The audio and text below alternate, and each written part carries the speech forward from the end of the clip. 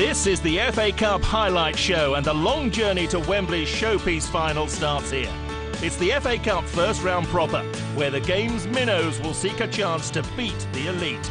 Stay tuned for all the best first round action.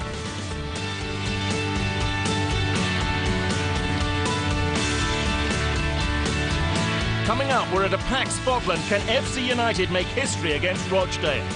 No love lost as Fleetwood entertain Walsall, bottom of League One. The once mighty Sheffield Wednesday pull in the crowds at Southport. And Chesterfield will hope to avoid any slip-ups at another non-league outfit, Harrow Borough. FC United of Manchester brought hordes of fans to celebrate their first-round debut under the Friday night lights at League One Rochdale. Commentary from Gary Taphouse.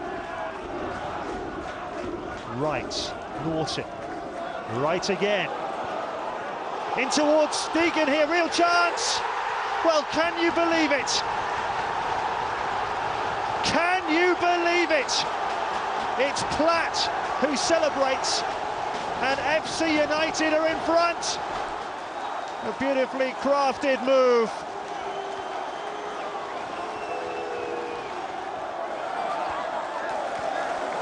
Right. Norton, and on this near side it's Deegan, beautifully done, and they're trying to tee it up here. Oh, amazing! What a strike that was! Jake Cottrell, the former Rochdale schoolboy, with a screamer.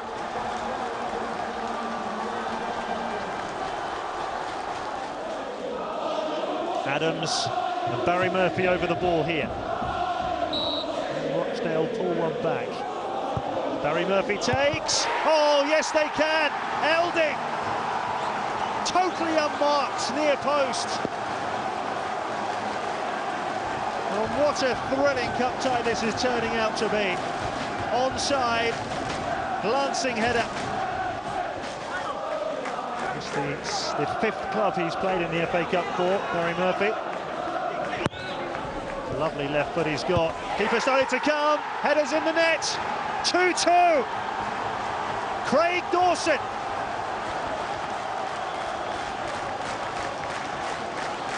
They've surrendered a 2-0 lead, FC United.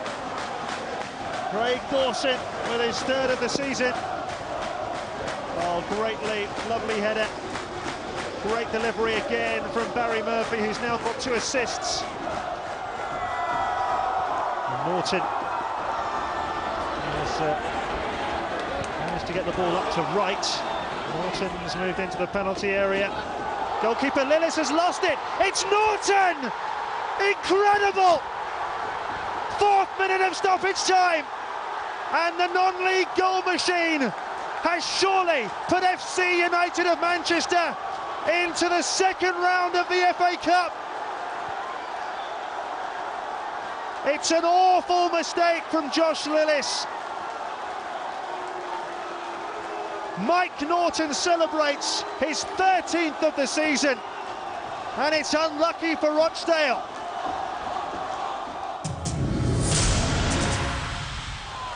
Dover travelled to Gillingham for this all-Kent affair, which had an added twist. Gills manager Andy Hessenthaler controversially left Dover in the summer, and he saw his current side go behind to this 30-yard screamer by Adam Birchall, to the delight of the strong away contingent. It got better for the Whites 10 minutes later, as Lukai Janssen finished from close range, converting Harry Baker's rebounded effort.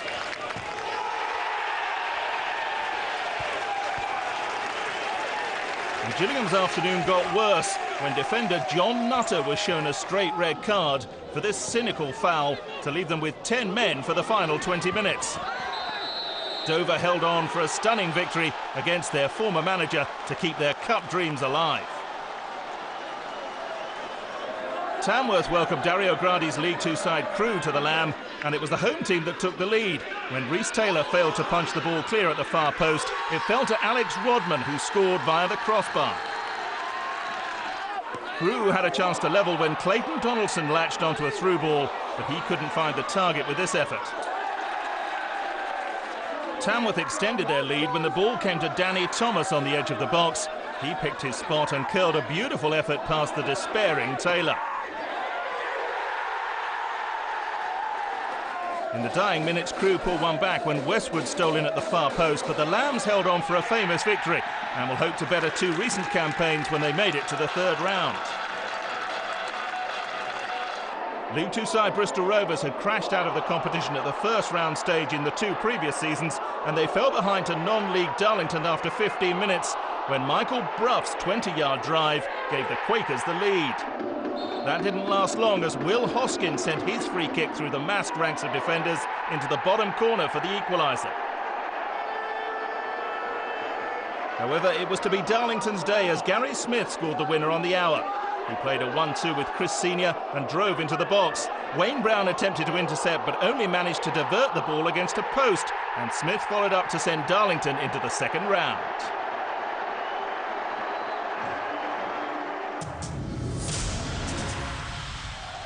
Fleetwood are enjoying a fine season, fifth in the Blue Square Premier. Walsall, in contrast, are propping up League One, and boss Chris Hutchings is a man under pressure. Kevin Keatings was our man on the scene.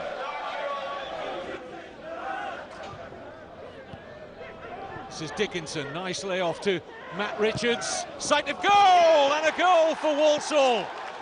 Matt Richards with it. The goalkeeper, Scott Davis, just got fingertips, I think, to the shot. But it was really well struck by Richards. The former Ipswich Town man puts the league side in front.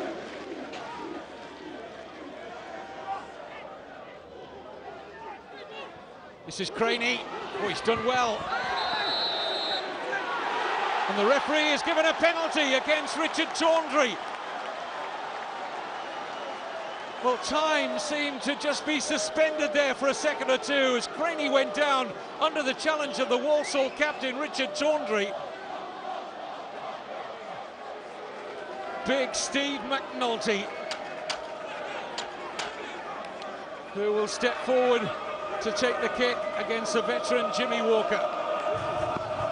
Walsall fans behind that goal doing their best to put off McNulty. He looks confident, but ultimately wasn't, off the top of the crossbar. And Walsall maintain their lead to the delight of their travelling fans.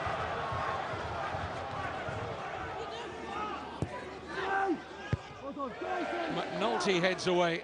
This is Westlake. Loses out to Craney, who then was challenged high, it would appear, by McGibbon, and it's a red card for Ryan McGibbon.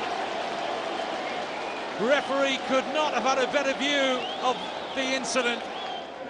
The Northern Ireland international Ryan McGibbon has been sent off. How high was he? 2-footed.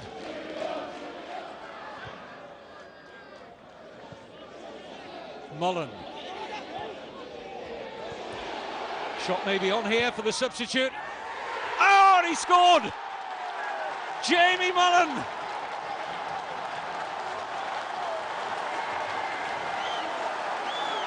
Unbridled joy throughout most inside Highbury. The non-leaguers are on terms.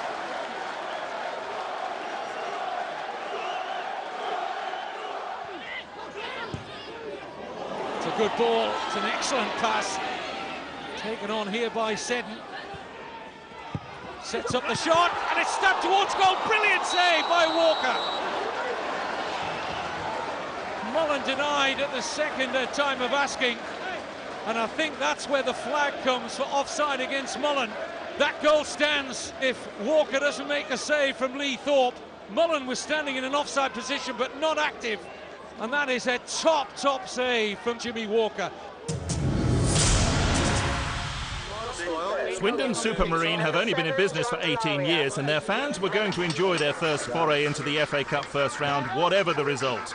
Blue Square Northside Eastwood were the visitors as they look to repeat their success of 2 seasons ago when they reached the third round. In front of a packed-out Webbs Wood Stadium, it was Supermarine from the Zamaretto Premier who took the lead when Ashen Holgate poked in after John Danby had spilled Nick Stanley's long-range drive. And the home supporters were soon dreaming of round 2 when Stanley was given the time to pick out Ben Wells, who saw his first effort saved before steering in the follow-up.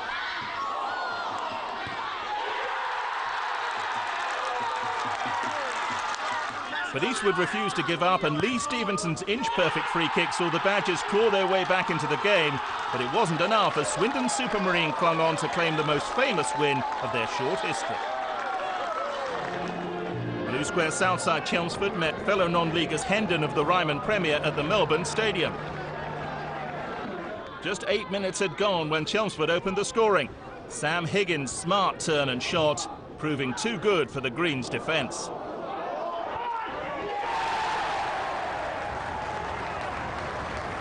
And the former Spurs trainee doubled the Clarets' lead 20 minutes later, taking 2 stabs at this effort to edge Chelmsford closer to round 2.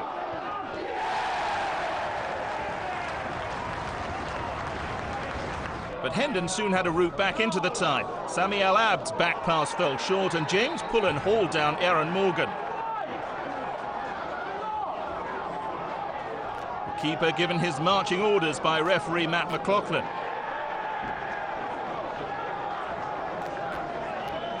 And Jamie Busby converted the spot kick to halve the deficit. But the 10 men of Chelmsford continued to press and they restored their 2-goal lead when former Dagenham man Anthony Cook's effort beat Barclay Lawrenson in the Hendon goal.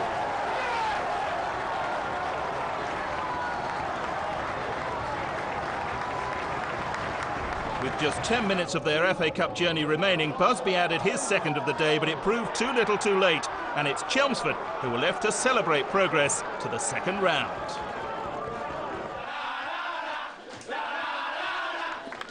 Crawley Town have made an impressive start to their league campaign and they headed to Guiseley, who've also begun the season well in the Blue Square North. But it was the visitors who were quickest out of the blocks, and with just 15 minutes played, Craig McAllister squared for Matt Tubbs to slot in.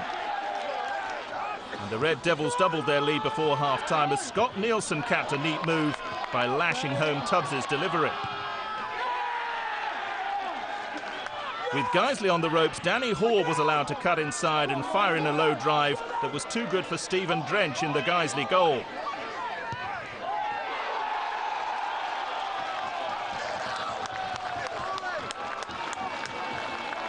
And there was no let-up from Crawley, who continued to look for goals, and their duly added number 4 when the impressive McAllister latched onto a long ball and crossed for substitute Richard Brodie to net his 4th of the season.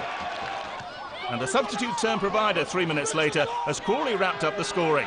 Brodie rounding Drench before crossing for Argentine Sergio Torres to head in as Crawley eased through to round 2.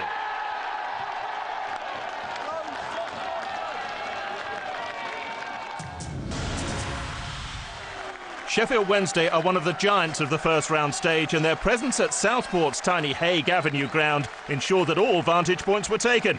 Perched in the commentary booth for us was Dan O'Hagan.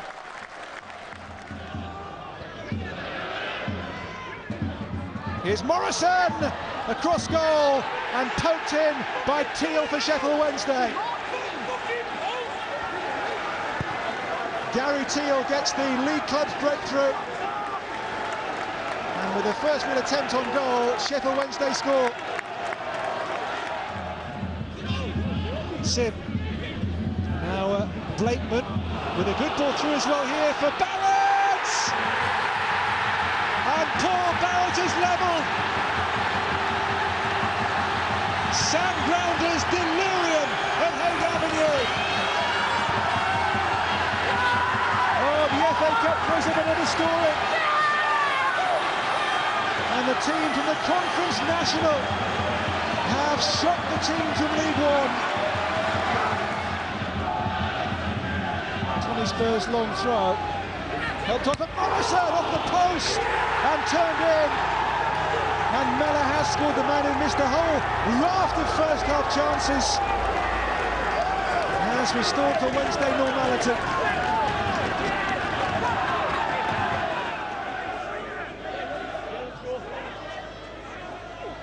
In by McGinn, it is a long throw in towards Earl Davis. McGinn again!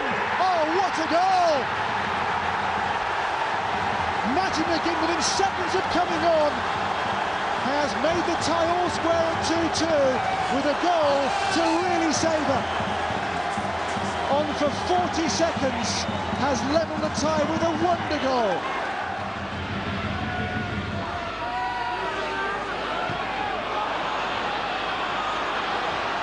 Teal, and here's Clinton Morrison! Morrison! Wednesday in front for the third time today. And a cup tie which is a proper roller coaster by the seaside. And Wednesday back in front.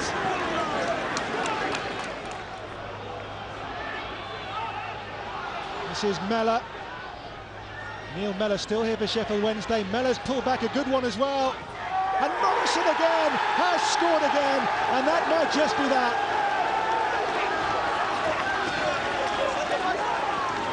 Two goals for Clinton Morrison in the space of a minute. And Sheffield Wednesday now lead by 4-2.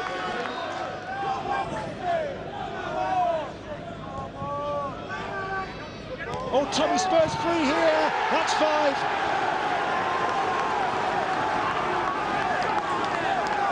Tommy Spur has finished the tie now. From the corner, given the freedom to score. And Southport now 3 goals adrift, 5-2 Sheffield Wednesday. Synonymous with the giant killer tag, Hereford United entertained Hythe Town, and Richard Rose gave the Bulls an 8th-minute lead. And the lowest-ranked team left in the cup went further behind in the 21st minute, when Tyler Weir sent a through ball to Rob Purdy, who chipped it over Kieran Mann. Hythe, however, hit back 5 minutes later, when Gary Mickleborough fired through the legs of Hereford goalkeeper Adam Bartlett to briefly halve the deficit. But striker Matthew Mansey restored Hereford's lead 6 minutes before the interval with an overhead scissor kick. And the Frenchman grabbed Hereford's 4th in the 43rd minute when he rose highest to head home a corner. Hythe were then caught short by a Hereford free kick, which allowed Stuart Fleetwood to complete the rout. The adventure ends here for Hythe Town. Tipton Town of the Midland Alliance were experiencing the FA Cup first round for the first time, but they found host Carlisle United in ruthless mood. The League One side went on to equal their biggest ever win in the competition. There were just 5 minutes on the clock when Francois Zoko lobbed home and settled the nerves of any home fans fearing an upset.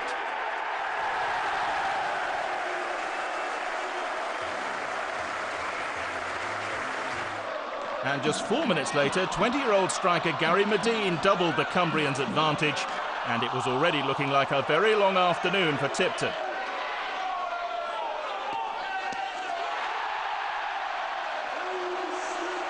Medine was soon on target again, this time using his head to beat Tipton keeper Matt Sargent. The League One side 3-0 up with only 12 minutes played. Carlisle were giving a debut to Arsenal loanee Thomas Cruz, and it was definitely a case of mission impossible for the non-leaguers when Zoko netted his second in the 21st minute. Tipton were praying for the half-time whistle so that they could return to the sanctuary of the changing room, but the first half onslaught wasn't over, as Medine capitalised on a defensive mix-up to complete his hat-trick. Carlisle took their foot off the gas in the second half, but that still didn't stop Medine adding his 4th and Carlisle's 6th when he stroked in Craig Curran's cross to complete Tipton's nightmare.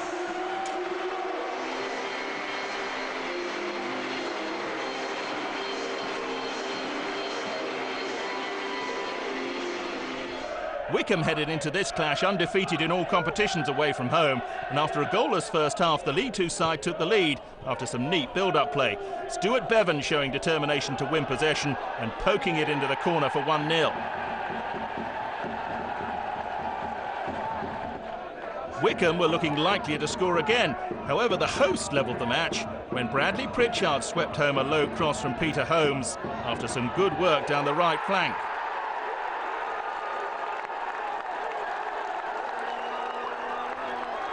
At that stage, it looked like Hayes would hold on for a replay.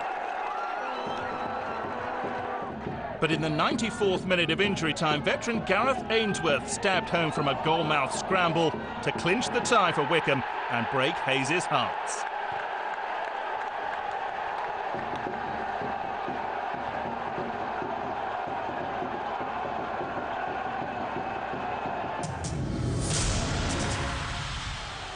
Chesterfield, flying high in League Two, visited Ryman League side Harrow Borough. Their modest Earlsmead Stadium hasn't seen much FA Cup first-round action over the years, but could they spring a shock? Richard Kaufman tells all.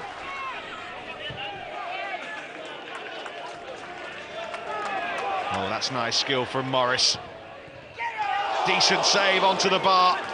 And Ian Morris so close to opening the scoring.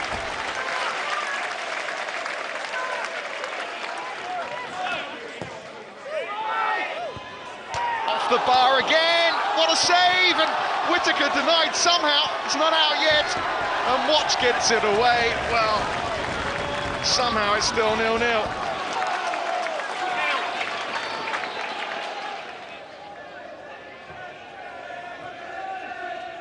Barry, who, like Ian Morris, now has struck the crossbar. Here's Robertson, and now the aforementioned Morris.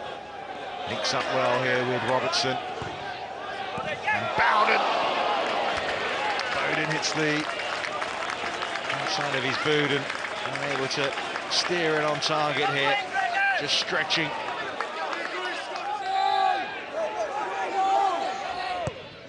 In comes the corner, and it's headed in. It's Bowden who scored, and Harrow Borough's resistance has been broken by Scott Bowden. A corner kick, and Bowden popped in.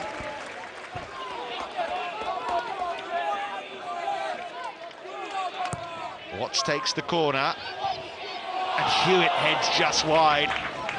Well, that's as close as they've come, really. Hewitt just couldn't quite get the angle. Clark was trying to get on the end of that. It was a header that wasn't meant for him, but almost found his head.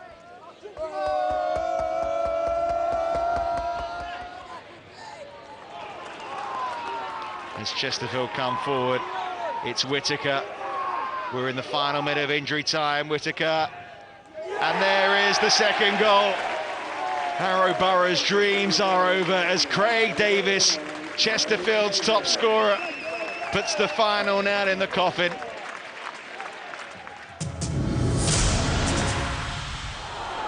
League One leaders Brighton might have expected to brush aside non-league Woking, but it was the visitors who made the early running. Moses Adamola denied early on by Peter Brezovan. Brighton improved after the break, but Woking held firm, and keeper Andy Little had to be alert to beat away Gary Hart's drive and secure Woking a much-deserved replay.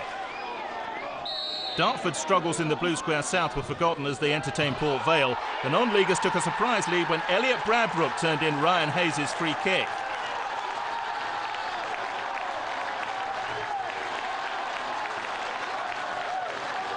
But with 6 minutes left on the clock, Tommy Fraser's corner was headed goalwards by Anthony Griffith, and John McComb was on hand to spare Vale's blushes. Vauxhall Motors famously dumped QPR out of the FA Cup at this stage in 2002, and they began the match confident of repeating that success as they visited Hartlepool. The Merseysiders thought they'd taken the lead, only to see Josh Wilson's header ruled out. Hartlepool's influential club captain Richie Humphreys was sent on by caretaker boss Mick Wadsworth, but he was soon heading back off the pitch after receiving a red card for lunging into keeper Scott Tynan. The keeper was rushed to hospital with a suspected broken leg, taking the gloss off an admirable showing from the non-league side.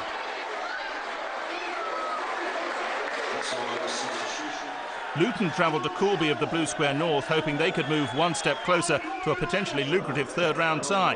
The Hatters have started their Blue Square Premier campaign brightly, but they were slow out of the traps at Rockingham Triangle as they left Ben Mackey unmarked in the area, and he duly headed Corby into a shock lead.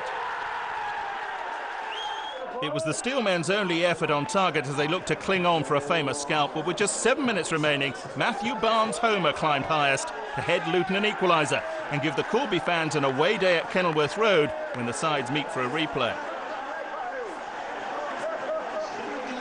World Cup final referee Howard Webb was at the Don Valley Stadium as Yorkshire rivals Rotherham and York City went head-to-head.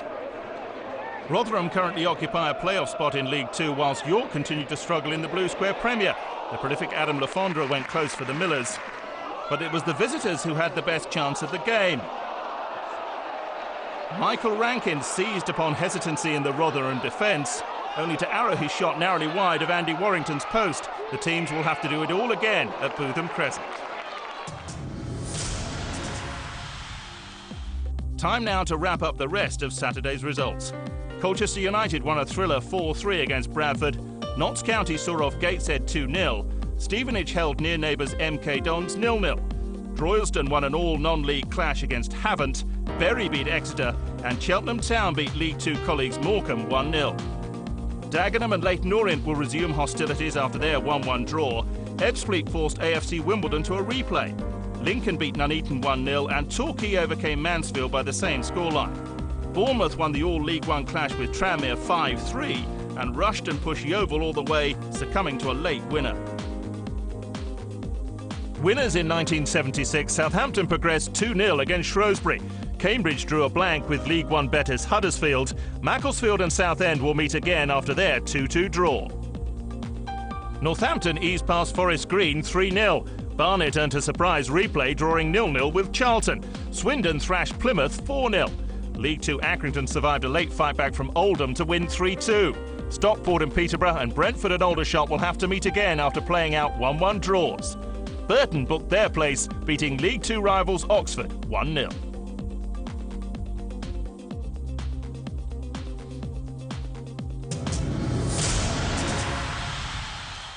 The scenes at Spotland as FC United made history encapsulates what this tournament is all about.